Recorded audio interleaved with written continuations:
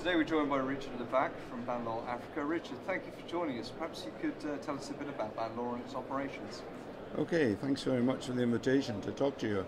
Banlaw I founded in the year 2000, and we're a mining services company operating in West Africa, and we operate in Ghana, Cote d'Ivoire, Burkina Faso, Liberia, Sierra Leone, and we have developed the company over that period and moved from country to country as required. Fantastic. We're particularly interested the other day. We saw that you engaged in a major road refurbishing program, moving an awful lot of kit across large parts of Africa. Can you just tell us a bit about that and what you had to do to make that happen? Yes, okay.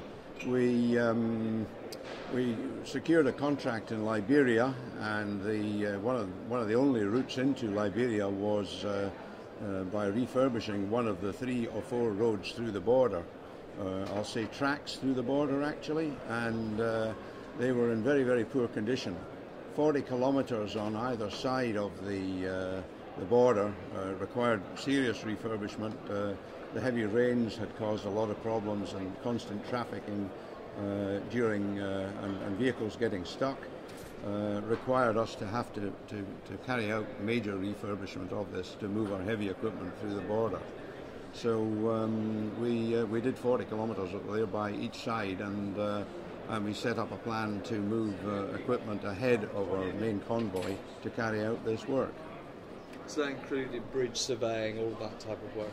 Indeed, there was quite a number of bridges on the route, so we had to survey bridges for maximum weight capacity, etc., and also the width of the bridges was a pretty critical factor for our equipment.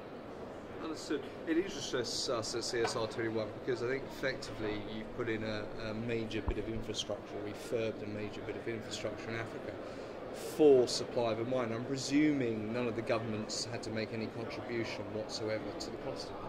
That's correct. We did it with our own funds. It was our requirement to get equipment over the border. We sought permission from the governments on each side, Cote d'Ivoire and Liberia. We negotiated with the prefect and with the commissioner in Liberia to carry out that work, and they were delighted and very pleased that we would do the work, in fact. Fantastic. Richard Levac, thank you very much for joining us today. Okay, thank you. Thank you.